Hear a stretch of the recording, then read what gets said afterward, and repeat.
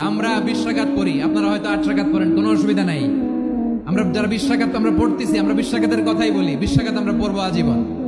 Saudi আরবে মক্কা মদিনায় 20 রাকাত পড়ে, কোনো অসুবিধা নাই। অন্যান্য মসজিদগুলো 8 রাকাত পড়ে। এই নিয়াদের মধ্যে মারামারি আছে? হ্যাঁ, এই জন্য রাকাত বিতর্ক এড়িয়ে চলবেন। মুক্ত হস্তে দান করুন, মুক্ত হস্তে দান করুন। ওয়ামা আতাইতুম মিন যাকাতিন তুরিদুনা ওয়াজহাল্লাহি ফাউলাইকা হুমুল মুদঈফুন।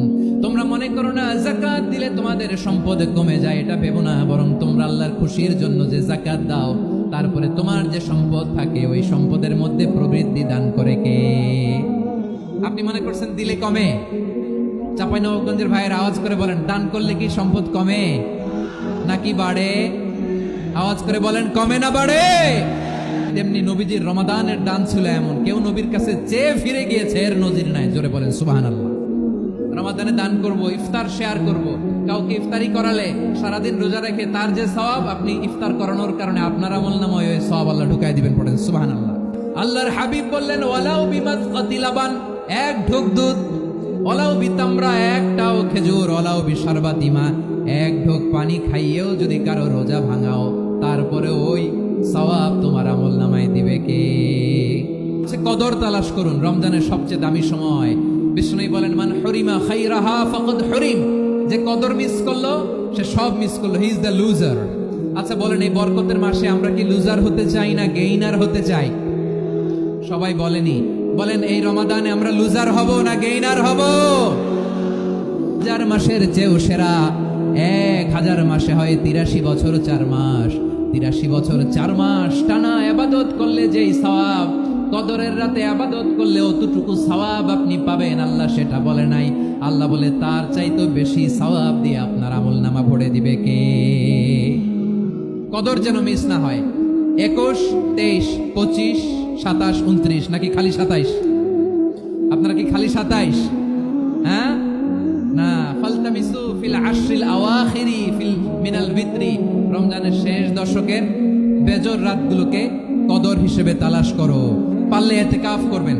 আল্লাহর হাবিব সাল্লাল্লাহু আলাইহি ওয়াসাল্লাম প্রতি বছর 10 দিন ইতিকাফ করতেন। যে বছর ইন্তেকাল করবেন সে বছর 20 দিন ইতিকাফ করেছেন। আপনি বলবেন, হুজুর ইতিকাফ না করলে সমস্যা কি? আমার নবী একটা ইবাদত সারা জীবনেও ছাড়ে নাই, আর আপনি জীবনে একবারও করেন নাই। এবার হিসাব আপনার কাছে, হিসাব আপনার কাছে। না পারলে অন্তত রাত্রি বেলাগুলো মসজিদে কাটাবেন। পারবেন তো ইনশাআল্লাহ? সব শেষে শিশু এবং নারীদের ব্যাপারে বিশেষ খেয়াল রাখবেন। শিশুদের রমাদানের ব্যাপারে উৎসাহ দেন, তাদের প্রস্তুতি নেওয়ান, তাদেরকে রোজা রাখতে দিবেন। আমার ভাইয়েরা এবং বোনেরা, পর্দার আড়ালে মায়েদেরকে বলবো, চাপাই নবাবগঞ্জের মায়েরা, 1 দিন 2 দিন না খেয়ে থাকলে আপনার ছেলে মেয়ে মারা যাবে না। ঠিক কিনা বলেন? ওদেরকে উৎসাহিত করেন, ওদের ছোট্ট যারা রাখতে দেন, বলেন যে বাবা সকাল থেকে দুপুর পর্যন্ত না খেয়ে থাকলে তোমার অর্ধেক রোজা, এরকম 2 দিন অর্ধেক মিলে তোমার 1 রোজা। এরকম আমি কত রোজা রাখছি ছোটবেলায় কোনো হিসাবই নাই। আমার দাদি বলতো, সকাল থেকে না খেয়ে দুপুর 12টা পর্যন্ত রাখলে নাকি অর্ধেক হয়, এরপরের দিন অর্ধেক, 2 অর্ধেক মিলে 1 রোজা। এটা তো আসলে রোজা হয় না, কিন্তু তাকে উৎসাহ দেয়া। ইফতার প্রোগ্রামগুলোতে নিবেন আমাদের বাচ্চাদেরকে, দেখবেন যে ওর ক্ষুধা লাগতেছে, খায় না, কারণ কেউ খায় না। একজন আজান দিচ্ছে, সবাই খেজুর নিয়ে ইফতার করতেছে। এই দৃশ্য, এই ট্র্যাডিশন, এই ইবাদত, এই তারবিয়া ওর আগামীর জীবনটাকে সুন্দর করবে। চিল্লায় বলেন ঠিক কিনা? এভাবে আগামীর প্রজন্মকে আমাদের গড়তে হবে। বিশ্বনবী বলেছেন, এই উম্মত যতদিন আগে আগে ইফতার করবে, এই উম্মতের কপাল থেকে কল্যাণ কেউ ছিনিয়ে নিতে পারবে না। চিল্লায় বলেন ঠিক কিনা? আজানের জন্য বসে থাকবেন না, সময় দেখবেন। স্থানীয় সময় যখন সূর্যাস্ত হওয়া মাত্রই বিসমিল্লাহ, খেজুর খেয়ে ফেলবো। পারবেন তো নাকি দেরি করবেন? রমাদানের পবিত্রতা বজায় রাখবো। কোনো তর্ক বিতর্ক অশ্লীলতায় আমরা জড়াবো না, ঝগড়া করবো না, সরাসরিও না, ফেসবুকেও না। করবেন কেউ গালি দিলে বলবেন ইন্নী ইমরুউন সাইম, আমি রোজাদার। আল্লাহর হাবিব শিখিয়েছেন, কেউ যদি তোমার গালি দেয়, কটু কথা বলে, অশ্লীল কথা বলে, রমজানে তুমিও বলতে পারবে না। তুমি বলতে পারবা ইন্নী ইমরুউন সাইম, আমি রোজাদার। আজকে থেকে নিয়ত করেন, রমজানে কেউ গালি দিলে আপনি একটা গালি দিবেন নাকি? কি বলবেন? রোজাদার, রমজানের পবিত্রতা আমি ভঙ্গ করতে পারবো না। অশ্লীল নাটক সিনেমা আমরা দেখবো না।